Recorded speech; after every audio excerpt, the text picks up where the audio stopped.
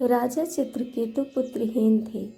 महर्षि अंगिरा का उनके यहाँ आना जाना होता था। जब भी वह आते तो राजा उनसे निवेदन करते, महर्षि, मैं पुत्रहीन हूँ, इतना राज्य कौन संभालेगा? कृपा कीजिए कि एक पुत्र मिल जाए, कैसे भी एक पुत्र हो जाए। ऋषि बहुत दिनों तक की टालते रहे। ऋषि कहते, राजन, पुत्र वाले भी उतने ही दुखी हैं जितने पुत्रहीन, किंतु पुत्र मोह बहुत प्रबल होता है। राजा ने बहुत आग्रह किया। तब अंगिरा ऋषि ने कहा, ठीक है, परमेश्वर कृपा करेंगे तेरे ऊपर, पुत्र पैदा होगा।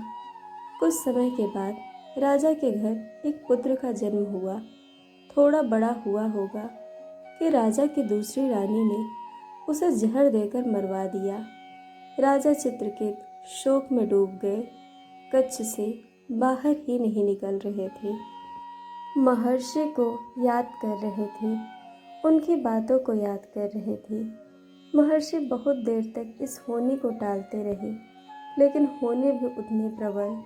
संत महात्मा भी होनी को कब तक टालते? आखिर जो प्रारब्ध में होना है वह होकर रहता है। संत ही है जो होनी को टाल सकता है कि आज का दिन उसको न देखना पड़े, तो टालते रहे। आज पुनः ऋषि आए, लेकिन आज देवर्षि नारद के साथ लेकर आए। राजा बहुत परेशान थे। देवर्षि राजा को समझाते हैं कि तेरा पुत्र जहाँ चला गया है वहाँ से लौटकर नहीं आ सकता, शोक रहित हो जा। तेरे शोक करने से तेरी सुनवाई नहीं होने वाली। बहुत समझा रहे थे राजा को, लेकिन राजा फूट फूट कर रोए जा रहा था। ऐसे समय में एक ही शिकायत थी कि यदि लेना ही था तो दिया ही क्यों? यह तो आदमी भूल जाता है कि किस प्रकार से आदमी मांग कर लेता है। मन्नतें मांग कर इधर जा उधर जा, मन्नतें मांग मांग कर लिया है पुत्र को आज, लेकिन उन्हें ही उलाहना दे रहा है। देवर्षि नारद राजा को समझाते हैं कि पुत्र 4 प्रकार के होते हैं। पहला, पिछले जन्म का बैरी अपना बैर चुकाने के लिए पैदा होता है, उसे शत्रु पुत्र कहा जाता है।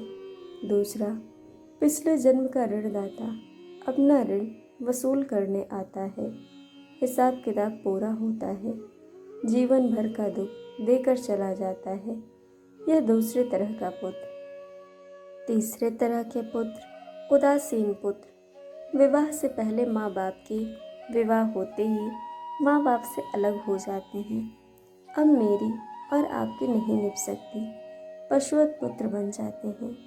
चौथे प्रकार के पुत्र सेवक पुत्र होते हैं, माता पिता में परमात्मा को देखने वाले। सेवक पुत्र सेवा करने वाले, उनके लिए माता पिता की सेवा परमात्मा की सेवा, माता पिता की सेवा हर एक की किस्मत में नहीं है।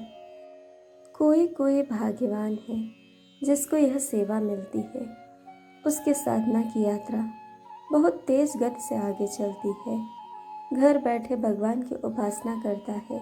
राजन, तेरा पुत्र शत्रु पुत्र था, शत्रुता निभाने आया था, चला गया। यह महर्षि अंगिरा इसी को टाल रहे थे, पर तू न माना।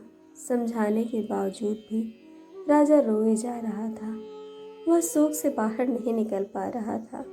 देवर्षि नारद कहते हैं, राजन, मैं तुझे तेरे पुत्र के दर्शन करवाता हूँ। सारी विधि विधान तोड़ के तो देवर्षि उसके मरे हुए पुत्र को लेकर आए। शुभ्र श्वेत कपड़ों में लिपटा हुआ वह राजा के सामने आकर खड़ा हो गया। देवर्षि कहते, क्या देख रहे हो? तुम्हारे पिता हैं, प्रणाम करो। आत्मा रूपी पुत्र ने पहचानने से इनकार कर दिया। कौन पिता? किसके पिता? देवर्षि, क्या कह रहे हो आप? न जाने मेरे कितने जन्म हो चुके हैं, कितने पिता, मैं नहीं पहचानता यह कौन है। किस किस को पहचानूं? मेरे आज तक कितने माँ बाप हो चुके हैं, किसको किसकी पहचान रहती है। मैं इस समय विशुद्ध आत्मा हूँ, मेरा माँ बाप कोई नहीं, मेरा माँ बाप परमात्मा है। अब तो शरीर के संबंध टूट गए हैं। कितने लाख योनियाँ आदमी भुगत चुका है। उतने ही माँ बाप, कभी चिड़िया के माँ बाप, कभी कौवा के माँ बाप, कभी हिरण में माँ बाप, कभी पेड़ पौधों में, इत्यादि इत्यादि। नारद बोले, सुन लिया राजन, यह अपने आप बोल रहा है। राजा बोला, जिसके लिए मैं रोए जा रहा हूँ, जिसके लिए मैं बिलख रहा हूँ, वह मुझे पहचानने से तो इनकार कर रहा है।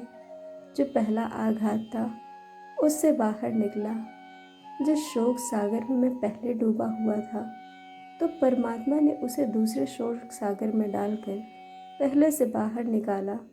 समझा कि पुत्र मोह केवल मन का भ्रम है, सत्य सनातन तो केवल परमात्मा है। संत महात्मा कहते हैं, जो माता पिता अपने पुत्र को, पुत्री को इस जन्म में सुसंस्कारी नहीं बनाते, उन्हें मानव जन्म का महत्व नहीं समझाते, उनको संसारी बनाकर उनके शत्रु समान व्यवहार करते हैं, तो अगले जन्म में उनके बच्चे शत्रु व वैरी पुत्र पैदा होते हैं।